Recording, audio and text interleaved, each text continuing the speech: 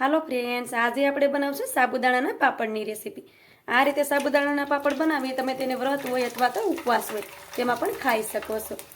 અને આ પાપડ છે તે એકદમ બહાર મળે છે તેવા જ બને છે અને તેને બનતા જાજો ટાઈમ નથી લાગતો ને ખાવામાં તો એટલા ટેસ્ટી લાગે છે। તો ચાલો રેસીપી બનાવવાનું ચાલુ કરીએ। પાપડ બનાવવા માટે આપણે સાબુદાણાને રાત્રે સારી રીતે પાણીથી ધોઈ અને પછી પલાળી દીધા હતા। તો આપણે સાબુદાણા સારી રીતે પલળી ગયા છે। આ રીતે સાબુદાણા છે એ તૂટવા જોઈએ, કેમ કે આ પરફેક્ટ પલળી ગયા છે। આપણે જ્યારે પાપડ બનાવવાના હોય ત્યારે એને રાત્રે પલાળીને રાખી દેવાના અને સવારે એમાંથી આપણે પાપડ બનાવી શકાય। અહીંયા આપણે સાબુદાણાનો કોઈ માપ નથી લેવાનું, કેમ કે તમારે જેટલા પાપડ બનાવવા હોય એ પ્રમાણે સાબુદાણા તમે લઈ શકો છો। તો હવે આપણે એમાં સેંધા નમક નાખી દઈએ, જેથી કરી આ પાપડ છે એને આપણે વ્રતમાં ખાવા હોય કે ઉપવાસમાં ખાવા હોય તો પણ ખાઈ શકાય। પછી આ રીતે મિક્સ કરી દેવાનું। તો નિમક આપણું સારી રીતે મિક્સ થઈ ગયું છે। હવે આપણે તેને સાઈડ પર લઈએ। હવે આપણે થાળી લેવાની છે। થાળીમાં આપણે થોડુંક એવું તેલ નાખી દેવાનું આ રીતે, અને પછી તેને ગ્રીસ કરી દેવાનું આ રીતે, કેમ કે આ પાપડને આપણે સ્ટીમ કરવાના છે। તો આ રીતે આપણે તેલ લગાડશું તો આપણે સાબુદાણાના પાપડ છે તે જરાય પણ સોટશે નહીં। તો આ રીતે થોડુંક એવું તેલ લગાડી દેવાનું અને પાપડ છે તે નીકળી પણ આસાનીથી જાય। તો આ રીતે આપણે થાળીમાં તેલ લગાડી દીધું છે। હવે આપણે લેવાની છે રંગબેરંગી બંગડી। આ રીતે બંગડીને સારી રીતે પાણીથી ધોઈ અને પછી લઈ લેવાની। હવે તેમાં આપણે બંગડીને રાખી દઈએ। તો આ રીતે અલગ અલગ બંગડી રાખી દેવાની। આ રીતે તમે પાપડ બનાવશો તો એકદમ બહાર મળે છે તેના કરતાં પણ સારા પાપડ તમે ઘરે બનાવી શકશો। તમે આ પાપડ બનાવ્યા પછી તમને એમ થશે કે આ પાપડ અમે બહારથી લીધા છે, એવા જ પાપડ ઘરે બની જાય છે। તો આ રીતે બંગડીને રાખી દીધી છે। હવે તેમાં આ રીતે સાબુદાણાને નાખી દઈએ। આ રીતે થોડા થોડા નાખવાના। તો આ રીતે થોડા થોડા સાબુદાણા બધી બંગડીમાં નાખી દેવાના।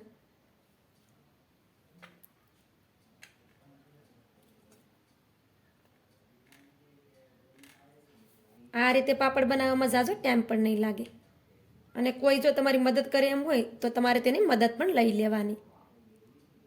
આ રીતે તમે એકવાર પાપડ ઘરે બનાવશો તમે બહારના પાપડ કોઈ દિવસ લેશો નહીં, એવા પાપડ આપણે ઘરે બનાવી શકશું। હવે આ રીતે પાણી લઈ લેવાનું અને પાણીવાળો હાથ કરી દેવાનો અને આ રીતે દબાવી દેવાના સાબુદાણાને।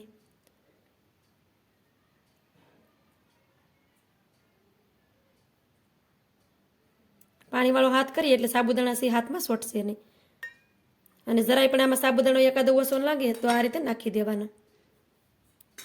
જરૂર લાગે તો નાખવાના, નકર કાંઈ નહીં।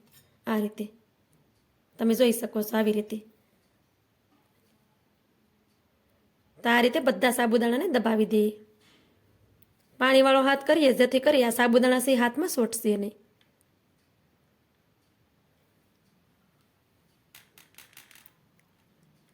આ રીતે વધારે બંગડી હોય તો આપણે ટાઈમ પણ નહીં લાગે, ને તમારી પાસે 2-3 બંગડી હોય તો પણ પાપડ બનાવી શકાય, કેમ કે આપણે 2 બંગડીમાં આ રીતે કરી લઈએ અને પછી બંગડી ઉઠાવી અને અહીંયા રાખી દઈએ પાછી, અને બીજી વાર તેમાં કરી લઈએ તો પણ ચાલે।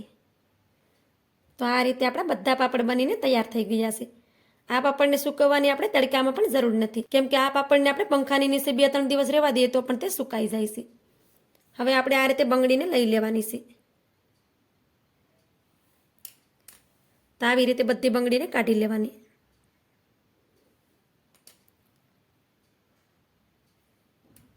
ને આ રીતે કોઈ પણ સાબુદાણા ઉપર ચડી ગયો તો એને આ રીતે સરખો કરી દેવાનો, જેથી કરી પાપડનો એક સરખો શેપ આવે। તો આ રીતે તમે જોઈ શકો છો કે આપણે પાપડ બનીને તૈયાર થઈ ગયા છે। એક સાથે આપણે 7 પાપડ બનાવી લીધા છે। તો હવે આપણે તેને સ્ટીમ કરવાના છે। તો પાણીને પણ આપણે ગરમ કરવા માટે રાખી દીધું છે। તો આપણે તેને સ્ટીમ કરવા રાખી દઈશું। કડાઈમાં આપણે 2 થી 3 ગ્લાસ જેટલું પાણી નાખી અને ગરમ કરવા માટે રાખી દીધું હતું। તો પાણી પણ આપણું સારી રીતે ગરમ થઈ ગયું છે। હવે આપણી કડાઈ ખરાબ ન થાય તે માટે તેમાં લીંબુ નાખી દઈએ, જેથી કરી આપણી કડાઈ ખરાબ ન થાય અને સારી જ રહે। તમારી પાસે ઢોકળિયું હોય તો તમે તેમાં પણ તેને સ્ટીમ કરી શકો છો। હવે તેમાં આ રીતે સ્ટેન્ડને રાખી દઈએ। હવે તેની ઉપર પાપડની થાળીને રાખી દેવાની છે આ રીતે।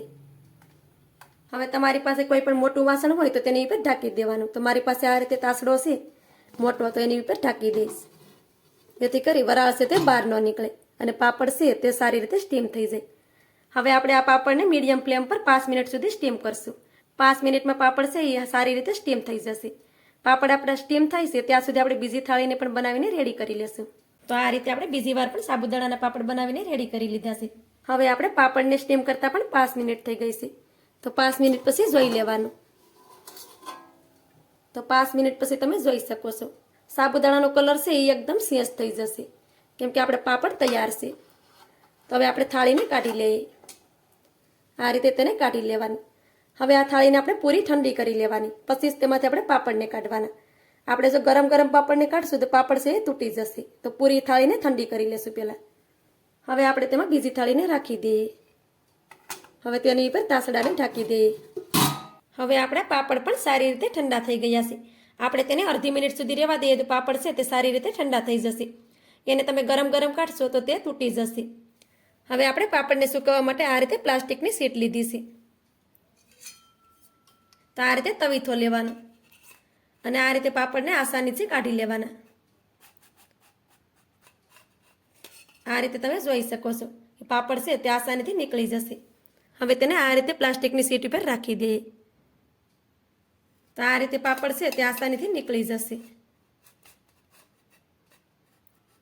તેને કાઢવામાં ઉતાવળ નહીં કરવાની, આ રીતે નિરાતે કાઢવાના તો તે આસાનીથી નીકળી જશે. પછી તેને આ રીતે પ્લાસ્ટિકની શીટ ઉપર સૂકવતું જવાનું. તો આ જ રીતે આપણે બધા પાપડને કાઢી અને સૂકવી દઈએ. તો આ રીતે આપણે પાપડને કાઢી લીધા છે અને સૂકવી દીધા છે. તો આવી જ રીતે આપણે પાપડને સ્ટીમ કરતા જઈએ અને સૂકવતા જઈએ. તો આ રીતે આપણે બધા પાપડને સ્ટીમ કરતા ગયા છે અને સૂકવતા ગયા છે. તો બધા પાપડ આપણા બની અને રેડી થઈ ગયા છે. આપણે તેને પ્લાસ્ટિકની શીટ ઉપર સૂકવ્યા છે. તમને એવું થતું હશે કે નીચે સૂકવ્યા છે, પણ નહીં, આપણે તેને પ્લાસ્ટિકની શીટ ઉપર સૂકવ્યા છે. પણ તે લાદીમાં સરખું દેખાતું નથી. તો હવે તેને આપણે પંખાની નીચે 2 થી 3 દિવસ માટે રહેવા દઈએ, જેથી કરી પાપડ આપણા સારી રીતે સુકાઈ જાય.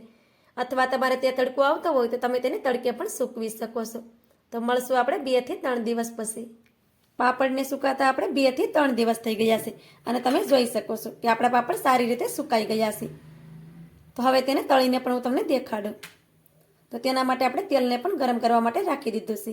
તેલ પણ આપણું સારી રીતે ગરમ થઈ ગયું છે. તેલ વધારે ગરમ હોય પછી તેમાં પાપડને તળવાના છે.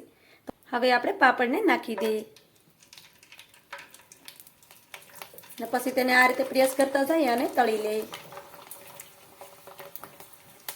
તો આ રીતે બંને સાઈડને પ્રેસ કરવાનું, જેથી કરી પાપડ છે એ ફટાફટ તળાઈ જશે. આ રીતે બંને સાઈડમાં પાપડને સારી રીતે તળી લેવાનું, જેથી કરી પાપડ છે એકદમ ક્રિસ્પી બને. આ પાપડને આપણે આ રીતે પ્રેસ કરીએ તો આ પાપડ છે તે સારી રીતે તળાઈ જાય છે અને એકદમ ક્રિસ્પી બને છે. તો તમે જોઈ શકો છો કે આપણું પાપડ તળાઈ ગયું છે.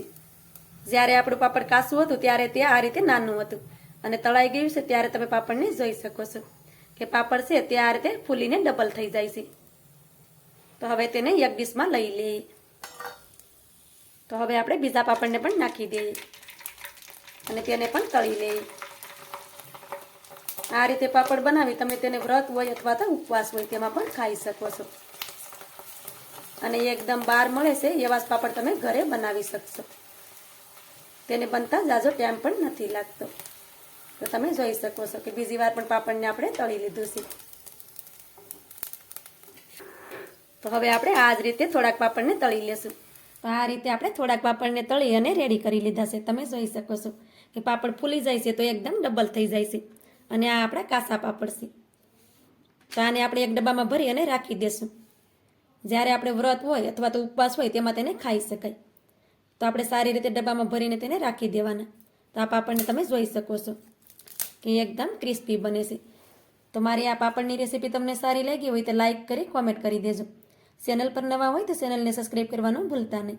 તો મળીએ એક આવી જ નવી રેસીપીની સાથે. ત્યાં સુધી બધા જ ને જય માતાજી.